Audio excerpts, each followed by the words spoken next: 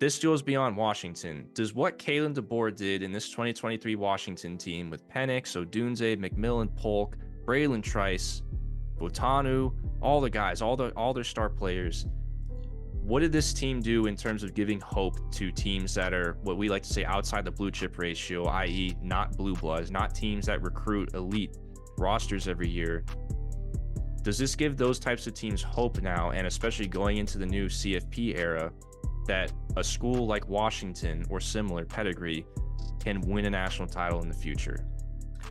I say it gives teams hope, but although I don't think it's realistic, I think it definitely will build that sense of hope in teams. But it's not every day that you have a coach like Kalen DeBoer who basically averages a 10-1 record, or 11-1, based on, like, just look at his put the record up again. 104. I mean, the man does not lose. The man does not lose. That is not common. Even some of your great coaches who worked their way up and became really good coaches, their records are not like that, because even in their previous destinations, they took some L's. Kalen DeBoer don't lose. So yes, Shub, I think that, and then Cincinnati a few years ago, it gives people hope that they can make it to the big dance, maybe ride the wave and get kind of far and maybe win it, if all the stars align. But let's be real, that's not going to happen. You might win a game in the expanded playoff. You might, count your lucky stars and win a game. But a team like Washington, who's like, they're not quite one of your elite programs, but they're like one of your upper tier programs. Those teams, I think, more realistically can say, yeah, we can have one of those years where we go to the Natty. I think that is true. For the teams in the lower barometer, I'd say no. You can have the hope, but is the expectation realistic? I would say no, because you don't put it all together in 1 year. You know what happens? You lose your players to the portal because everyone else wants them. So there's a little bit to both ends. I think it just depends on what level of program you are. You have your S tier, A tier guys, and you have your upper middle tier programs, and they're your ones that I think fall into that situation that you're proposing. Yeah, exactly. There's a difference between hope and reality. And listen, hope, we're college football fans. Like, there's a reason, like, it's called fanatics. Like, college football fans are fanatics for a reason.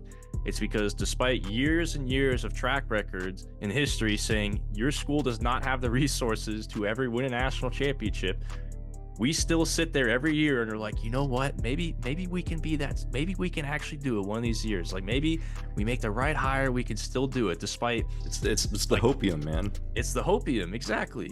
And that's what's being a sports fan's all about. But I do think in the expanded playoff, I mean, listen, we're talking about like Washington for a lot of reasons. Like, this was like a lightning in a bottle type year.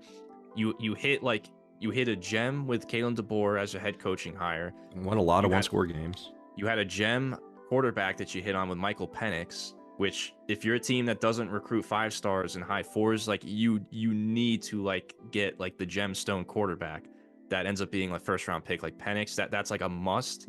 So you need to hit on that. You need to hit on the coaching staff. You need to have a lot of those 3 stars and low 4 stars that you recruited, like a lot of them like develop. Like, you need a lot of things to like hit. You need this like 10 leg parlay to hit to have the magic lightning in the bottle season. They did win a lot of one-score games. Yeah, there's always a chance. And then in the new 12-team playoff, I mean, let's say you win a lot of one-score games, and then you get really lucky with like your bracket seeding, like you get matched up with like a lower seeded team or like an ACC team or a Big 12 team in the playoff. You get really lucky with like your section of the bracket, and you can maybe do what Washington did, but like winning the national championship game, man, it is yet to be done. I have to believe it to see it type of thing, man. And that's the difference between hope and reality for me. The reality says those types of schools can never win a national championship. We're yet to see it happen. Hope says, man, just one little dominant, one little thing, one extra hire, one quarterback we get, like, it can change things. So we'll see, man.